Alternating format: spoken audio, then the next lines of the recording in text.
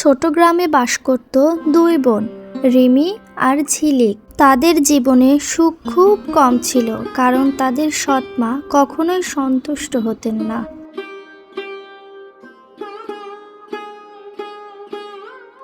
এই দুজন, ঘুম এখনো শেষ হয়নি, সারা দিন কাজ পড়ে আছে। রিমি বলল, উঠছি মা। ঝিলিক বলল, মা, আমরা সব কাজ করি, তবু কেন আপনি খুশি হন না? কথা কম, কাজে যাও। রিমি ও ঝিলিক মিলে সারা দিন কাজ করত। বাড়ির সকল কাজ তারা দুই বোন মিলে করত, তবুও তারা কখনোই তাদের মায়ের মন জয় করতে পারত না। ঝিলিক পুকুর পাড় থেকে থালা বাসন ধুয়ে আনলো, জামা কাপড় সব কিছু ধুয়ে দিল।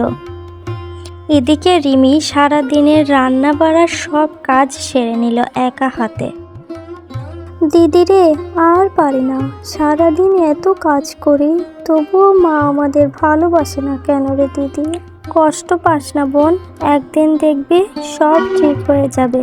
আমরা ঠিক একদিন মায়ের মন জয় করতে পারবো। ঠিক আছে দিদি, তাই হবে। আমরা সেই দিনের জন্য অপেক্ষা করব। হ্যাঁ হ্যাঁ বোন, চল আমরা এবার বাড়ি যাই, না হলে মা দেখতে না পেলে আবার রাগ করবে। ঠিক আছে দিদি, চল। এভাবেই দিন যেতে থাকে। রিমি ও ঝিলিক সকল কাজ করে, তবুও তাদের মায়ের মন জয় করতে পারে না। একদিন তারা, এভাবে আর ভালো লাগছে না দিদি, তুই কিছু একটা ভাব, আমি এভাবে আর থাকতে পারছি না। কাঁদিস না বোন, আমি একটা ঠিক উপায় বের করব, তুই আর কাঁদিস না। আমাদের এমন কিছু করতে হবে যেন মা তার ভুলটা বুঝতে পারে। বোন, চল বাবার রেখে যাওয়া জমিটাতে আমরা সবজি চাষ করি, তাহলে কিছু অর্থ উপার্জন হবে, আমরা নিজেরা নিজেদের চলার ব্যবস্থা করতে পারবো। কি বলছিস দিদি? এ তো অনেক কঠিন কাজ, আমরা কি পারবো? পারবো বোন, পারবো। তুই মনে সাহস রাখ, পরিশ্রম করলে আমরা ঠিকই একদিন সফল হব। তখন মাও আমাদের আর কোনো কথা শোনাতে পারবে না। একদিন তারা বাড়ির সব কাজ সেরে সেই মাঠে গেল এবং তাদের বাবার রেখে যাওয়া জমিতে কাজ শুরু করলো। দুই বোন হাড় ভাঙা পরিশ্রম করত, সারাদিন সংসারের সব কাজ সেরে আবার মাঠে গিয়ে তাদের সবজি বাগানের জন্য কাজ করত। কয়েক মাস পর তাদের জমি প্রস্তুত শেষ হলো এবং সবজি গাছগুলো বেশ ভালোই বড় হচ্ছিল। বোন দেখ, আমাদের পরিশ্রম বৃথা যায়নি। দেখ বোন, সবজি গাছগুলো কত সুন্দর হয়েছে। হ্যাঁ রে দিদি, আমরা পেরেছি।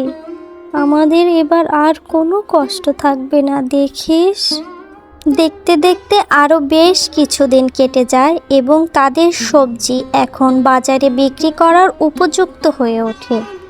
দিদি রে, সবজিগুলো তো এখন হয়ে গেছে, কিন্তু এত সবজি আমরা কি করব? এগুলো তো বাজারে বিক্রি করতে হবে, আমরা কি পারবো? সে নিয়ে তুই কোনো চিন্তা করিস না বোন, আমি একটা উপায় ভেবে রেখেছি। টাটকা সবজির এখন অনেক চাহিদা। আমরা গ্রামে প্রচার করব যে আমরা টাটকা সবজি বিক্রি করব। যার যতটুকু প্রয়োজন আমাদের বাগান থেকে সবজি নিয়ে যাবে এবং আমাদেরকে পয়সা দিয়ে যাবে। বেশ ভালো বুদ্ধি দিয়েছিস দিদি, তাহলে আমাদেরও আর বাজারে গিয়ে সবজি বিক্রি করতে হবে না, আমাদের সবজিগুলোও বিক্রি হয়ে যাবে। রিমি ও ঝিলিকের সবজি চাষ নিয়ে গ্রামে বেশ সাড়া পড়ে যায় এবং গ্রামের মানুষ তাদের প্রয়োজন অনুযায়ী টাটকা শাকসবজি তাদের বাগান থেকে সংগ্রহ করে। এভাবে গ্রামের মানুষ তাদের সবজির চাহিদা পূরণ করে এবং রিমি ও ঝিলিক বেশ লাভবান হতে থাকে। মালতী দিদি, ও মালতী দিদি, বলছি বাড়ি আছো?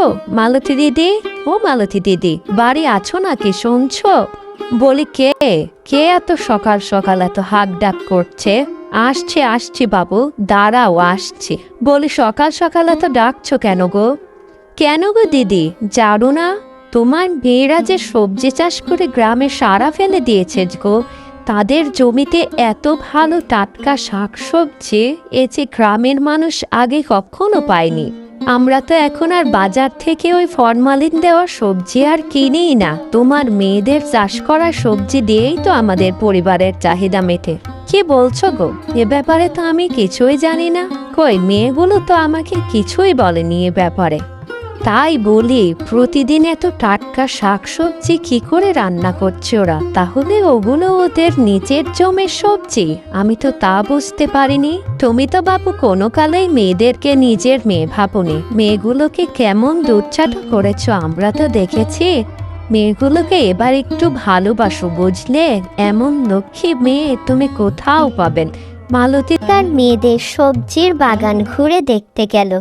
গিয়ে তো সে অবাক, কি নেই সে সবজির বাগান! আলু, ফুলকপি, পাতাকপি, মিষ্টি কুমড়ো, মূলো, সিম, এ যেন সৃষ্টিকর্তার এক আশীর্বাদ। এত এত সবজি কিভাবে, কোথা থেকে এলো এত সবজি?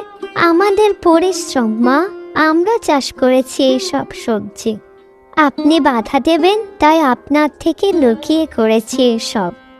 আমি তোমাদের অবহেলা করেছি, কোনোদিন তোমাদের নিজের মেয়ের মতো করে ভালোবাসিনি। আমি তোমাদের গুরুত্ব কখনোই বুঝতে পারিনি মা। পারলে আমাকে তোমরা ক্ষমা করে দিও। আজ বুঝলাম তোমরা কত মূল্যবান। ছি ছি মা, কি বলছেন এগুলো? আমরা আপনাকে কখনোই পর ভাবিনি। আমরা সবসময়ই আপনাকে নিজের মা মনে করেছি। আমরা শুধু আপনার ভালোবাসা চাই মা, আর কিচ্ছু চাই না আমাদের। আয় মা, তোরা আমার বুকে আয়, আমার মানিক রতন, বুকে আয় আমার।